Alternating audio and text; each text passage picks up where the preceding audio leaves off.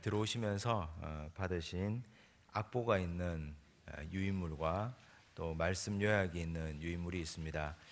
나누어 드린 이유는 매일매일 한 장씩 드릴 텐데 악보는 찬양을 온종일 하루에 입에 두었으면 좋겠다 하는 뜻이고, 또 말씀 요약은 생각나실 때마다 읽어보시고 하나님께서 오늘 이런 말씀을 주셨구나 하는 뜻이고, 실천을 위하여는 오늘 하루 이렇게 사셨으면 좋겠다 하는 의미입니다. 밑에 한 줄, 오늘의 결단 기도는 자신이 채워가는 겁니다. 하나님, 오늘 하루 이렇게 살겠습니다 하면서 한 줄 쓰시고 채운 대로 하루를 살아보시기를 바랍니다. 한 주간 이렇게 하루하루 잘 기록하면서 실천을 쌓아가시기를 바랍니다. 가정에 어려운 일이 있으면 온 가족들이 함께 모여서 그 어려운 일들을 해결하려고 합니다. 좋은 일이 있어도 또 식구라면 모름지기 좋은 일에는 함께 기쁨과 즐거움을 나눕니다. 우리는 모두 예수 그리스도를 머리로 하는 가족들입니다. 가족 대신 우리 예수님께서 고난당하신 이 고난의 한 주간 우리가 무엇라도 해서 함께 이 고난에 동참했으면 좋겠다 하는 마음을 가지고 오늘 이 고난주간 특별 새벽 기도회에 나왔습니다. 이 한 주간 주님의 고난에 함께 동참하고 또 같은 고난 우리가 함께 마음에 새기고 한 주간 달려가시는 그런 귀한 은혜가 있기를 간절히 바랍니다. 우리는 흔히 어떤 사람들이 신앙생활을 그 정도 했으면 새벽 기도도 나가고 교회 가서 봉사도 많이 한다고 하는데, 예수님이 누군가 나에게 설명을 좀 해보라 이렇게 말하면, 갑자기 그렇게 물으면 예수님이 누구더라? 하나님의 아들인 것 같고, 또 예수님은 죄를 사하는 권세가 있는 건 확실하고 우리를 위해서 십자가에서 죽으시고 부활하셨는데, 그런데 그 정도 하고 나면 말문이 딱 막힙니다. 더 이상 예수님에 대해서 뭘 어떻게 설명할 길이 그다지 없어 보입니다. 그런데 오늘 우리가 읽은 이 말씀을 필두로 요한복음에는 예수님께서 자기 자신에 대해서 나는 무엇이다 해서 7가지 말씀을 해주셨습니다. 다른 사람들이 예수님을 경험한 많은 사람들이 예수님에 대해서 이렇다 저렇다 말하는 것은 성경에 많이 기록되어 있습니다. 그런데 그건 그분의 관점일 뿐입니다. 내가 경험한 예수가 이렇다, 내가 만난 주님은 이런 분이시다. 자신의 독특한 삶의 체험이 다르고 그분의 독특한 삶의 경험이 다릅니다. 이를테면 병중에 있는 분이 예수님을 만나서 병고침을 받았다면 예수님은 병을 고쳐주시는 예수님입니다. 인생의 갈림길 가운데 주님을 만나서 올바른 길을 찾았다면 그 주님은 길을 안내해 주시는 길이 되시는 주님이 되십니다. 근데 그건 그런 부류에 속한 사람들에게만 그 예수님이 경험적으로 만나진 예수님일 뿐입니다. 예수님께서 자기 자신에 대해서 나는 이런 분이다 라고 말씀해 놓으신 것이 가장 확실한 예수님의 자기 계시입니다. 요한복음은 예수님에 대해서 7가지를 말씀하셨습니다. 나는 무엇이다. 오늘 이제 이 한 주간 7일 동안 계속 이어지는 새벽 기도회를 통해서 예수님 자신이 밝힌 예수님이 누구신가에 대해서 함께 묵상하고 나누고, 우리가 그 말씀을 입에 두고 마음에 두고 잘 익혀서 누가 어디에서 어떻게 묻든지 우리는 예수님의 자기 계시를 잘 설득하고 가르쳐 줄 수 있는 그런 하나님의 백성들 되시기를 간절히 바랍니다. 첫 번째, 오늘 우리가 읽은 말씀에 보면 예수님은 자신을 생명의 떡이라고 말씀하셨습니다. 뜬금없이 갑자기 주님께서 자신을 생명의 떡이라고 말씀하신 것이 아니고, 우리 주님께서는 요한복음 6장에서 먼저 오병이어의 기적을 행하여 주셨습니다.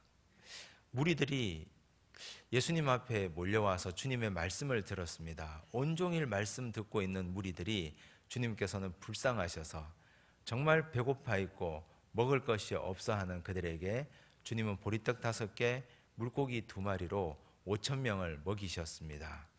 사람들은 주님의 은혜를 받았는데 그 받은 은혜에 만족하지 않고 계속해서 주님께 먹을 것을 달라고 합니다.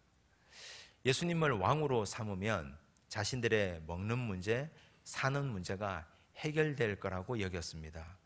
그 당시 사람들은 너무 배가 고팠기 때문에 충분히 그럴 만도 했습니다. 주님을 왕으로 삼으려고 끝까지 주님을 쫓아갑니다. 우리 주님은 그런 군중들을 피해서 산으로 가셨다가 배를 타고 강을 건너가셨습니다. 그런데 사람들은 예수님이 어디에 있는지 정확하게 알고 그 주님을 다시 쫓아오기 시작했습니다. 그런 백성들에게 주님은 자기를 가리켜 말씀하시기를 나는 생명의 떡이라고 말씀하십니다. 많은 사람들은 지금 내가 가지고 있는 것에 만족하지 못합니다. 내가 먹는 것에 만족하지 못합니다. 더 많은 것을 먹으려고 사람들은 아귀다툼을 합니다. 많은 것을 먹으려고 다툼할 뿐만 아니라 이제는 양이 만족해지면 질을 찾습니다. 좋은 것을 먹으려고. 좋은 것을 먹으려고 하다 보면 나중에는 몸에 더 좋은 것, 건강한 것을 먹으려고 합니다. 또 그게 채워지면 다른 사람들이 먹는 것보다 더 많고 더 좋고 더 질 좋고 더 나은 것을 먹으려고 합니다. 물질도 마찬가지입니다. 처음에는 절대 가난에 시달릴 때는 가난만 벗어나면 좋겠다 하지만 나중에는 더 많은 것을 가지려고 합니다. 만족이란 존재하지 않습니다. 자녀들을 키워보면 저게 커서 글만 익혔으면 좋겠다 했는데 글을 익히고 나면 남들보다 더 공부를 잘했으면 하는 것이 부모의 마음입니다. 공부를 잘하면 학교에서 반에서 1등하면 전교에서 좀 더 잘했으면 좋겠다 싶고 이 학교를 넘어서 전국에서 좀 더 잘했으면 싶은 것이 부모의 마음입니다. 모든 것은 중독성이 있고 만족이라는 것은 절대 존재하지 않습니다. 예수님을 따라온 예수님 주변에 있는 사람들도 한 끼 식사로 만족하지 못했습니다. 더 많은 것을 달라고 더 많은 것을 가지려고 주님께 먹을 것을 달라고 계속해서 아우성칩니다. 우리가 예수 믿어서 주님께서 주신 보이는 축복을 받은 것이 얼마나 많이 있습니까? 예수 믿어서 하나님께서 우리 가정에 내려주신 축복들 하나하나 세어보면 이루 말할 수 없이 많습니다. 직접 나에게 주신 은혜, 우리 가정에 주신 은혜, 우리 자녀에 주신 은혜, 또 우리 가문에 주신 은혜들을 하나하나 생각해 보면 이루 말할 수 없이 많습니다. 하지만 우리는 지금도 하나님께 더 달라고, 더 좋은 것 달라고, 내 옆에 있는 사람들은 이렇게 주시는데 왜 나는 이것밖에 주시지 않느냐고 하나님께 더 많이 달라고 아우성칩니다. 그런 우리에게 주님은 말씀하십니다. 나는 생명의 떡이다. 네가 육체를 위해서 더 달라고 하지만 너의 영혼을 위해서 너는 무엇을 구하고 있느냐? 인간은 영과 육으로 이루어져 있는데 육을 위해서는 이렇게 집요하게 나를 따라다니는데 이렇게 집요하리만큼 산으로 가도 나를 쫓아오고 강을 건너가도 나를 따라와서 달라고 하는데 너의 영을 위해서는 너는 얼마나 나를 따라가고 추구하고 있느냐? 영혼을 위해서 너는 오늘도 무엇을 위해서 힘쓰고 있느냐? 우리에게 물어보십니다. 그러면서 또 한마디 말씀을 하십니다. 53절 말씀입니다. 함께 읽겠습니다. 예수께서 이르시되 내가 진실로 진실로 너희에게 이르노니 인자의 살을 먹지 아니하고 인자의 피를 마시지 아니하면 너희 속에 생명이 없느니라. 이 말씀은 어렵습니다. 왜냐하면 우리가 살고 있고 우리는 생명이 있다고 생각하기 때문입니다. 우리 주께서 하시는 말씀은 육이 살았다고 해서 다 산 것이 아니다. 너희들이 멀쩡하게 걸어다니고 말하고 있고 생활하고 있다고 해서 산 것이 아니라는 말씀입니다. 너희 속에 생명이 있으려면 참된 생명 영이 살아야 된다고 말씀하십니다. 영이 살기 위해서는 영이 살고 영이 융성하게 되기 위해서 먹을 양식이 따로 있다는 말씀입니다.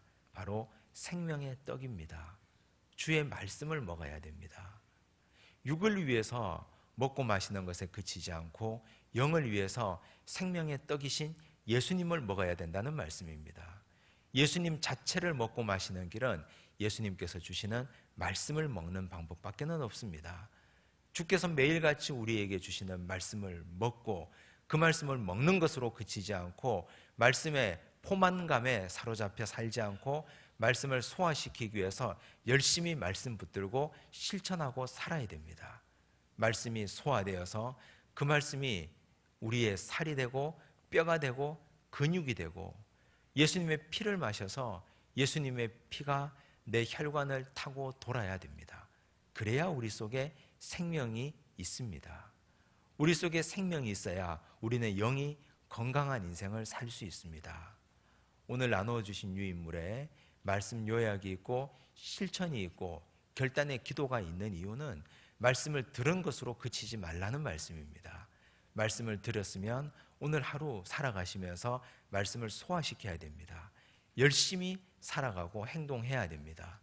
결단한 대로 기도한 대로 움직여야 됩니다. 그래야 먹은 말씀이 내 영혼의 근육과 살과 뼈가 됩니다. 그렇지 않으면 우리 속에는 생명이 없습니다. 우리가 육체적 포만감에 잡혀 있으면 졸립니다. 점심을 많이 먹고 오후에 가만히 앉아 있으면 잠이 옵니다. 그건 육체적으로 그럴 수밖에 없습니다. 많이 먹으면 먹을수록 우리가 눈에 보이는 것을 먹고 마시면 마실수록 영혼은 자꾸 무뎌지고 어두워집니다. 그래서 우리 영성가들은 금식을 했습니다. 육체에 먹는 것을 단절하고 금식하다 보면 영이 깨어납니다. 육체와 영은 반비례의 관계에 있는지라 육체를 자꾸만 하나님의 말씀대로 억어해 나가면 영혼이 살아나게 됩니다. 물질에 중독되어져 있으면 물질의 가치를 모릅니다. 먹는 것에 중독되어 있으면 먹는 것이 얼마나 소중한 것인지 깨닫지 못합니다. 이 한 주간 살아가시면서 우리의 육체적 소욕을 절제하시기를 바랍니다.